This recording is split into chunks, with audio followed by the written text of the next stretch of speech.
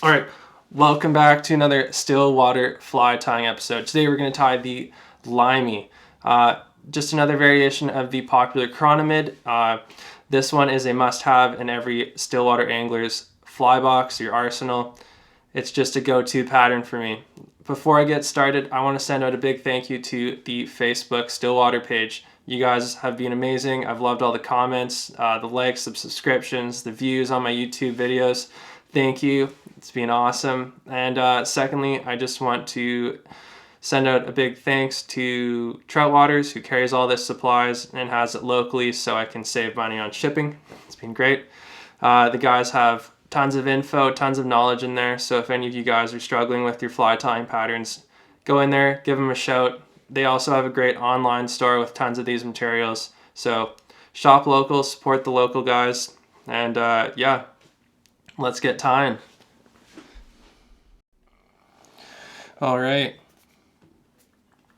So for those of you that are new to this channel, or this is your first video, on the last video, how to tie a chrony or a chromie, I talked about a couple of the issues that I often see beginner fly tiers kind of do when they start tying chironomids, and that's the first one I talked about was oversizing or undersizing the bead on the chironomid hook. So you can see that on this hook, this is a size 14 1760 made by Daiichi, and on it I have just a matte black 3/32 brass bead. So today we're going to tie the Limey. Super effective little pattern. Great for a good day on the water, especially if they're coming off. So like before, we're going to tie the gill material in. I'm just going to start by tying down a UTC 70, and I believe it's in the Watery olive. This makes a great limey color. I'm going to tie in a stretch for the gill material of Uni-stretch in white. See it there. Pinch between your fingers and wrap that down close to the head of the hook. Grab a whip finisher.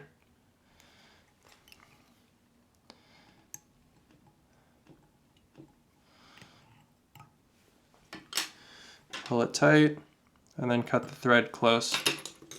We're gonna fold over that Uni-stretch and then we're gonna slide that bead over top.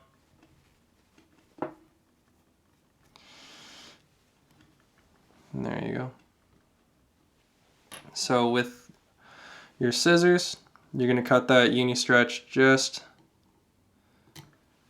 by the eye of the hook there. Give it a little length. I'll rotate it so you guys can see a little bit better. Alright, today we're going to tie with two different threads. I'm going to do most of the body with a Watery olive in UTC 70, and then I'm going to give that wing casing color in a rusty brown. So at the end of the fly, I'm just going to do a couple wraps of that just to imitate the wing casing. Alright, so start with that Watery olive thread. Do a couple wraps just behind the bead there. Cut the tag end off. I'm going to use a extra small silver wire. Just going to take a strand of that.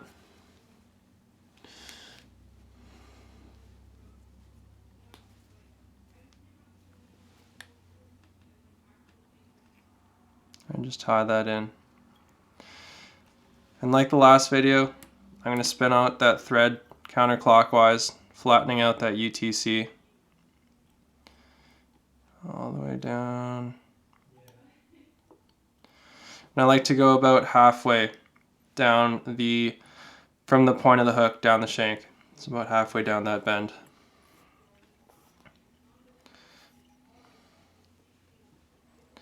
Again, I like to keep my chironomids fairly thin with a nice taper. So I'm going to continue that one here. I'm only going to go back to the very back just that one time when I tied that extra small silver wire in.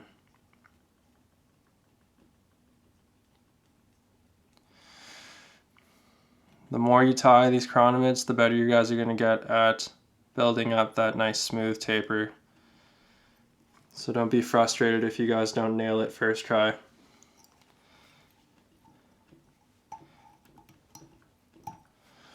Alright, and again, I love using a razor blade just to get that nice close finish or cut. At this point now, I'm going to tie in that strand of rusty brown. And again, this is also in UTC 70. I'm going to do a little whip finish just to lock that guy in.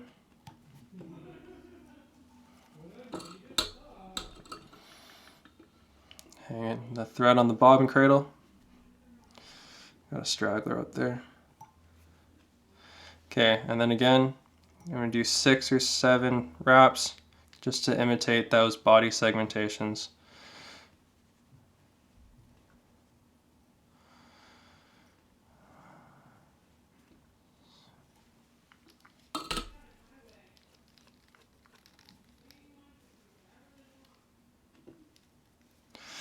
Again, 2 or 3 good wraps should lock that material down nicely. I like to spin the wire and not cut it. I find that it gives it a closer finish there. Alright, last step, pretty simple little fly. Grab your whip finisher again. Do a couple of whip finishes just to finish off that fly.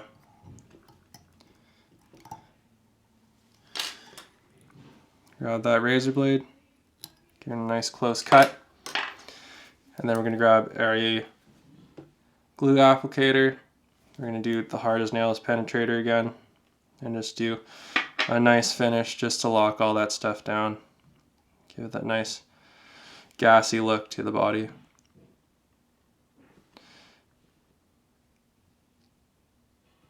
Oh, did a little bit too much.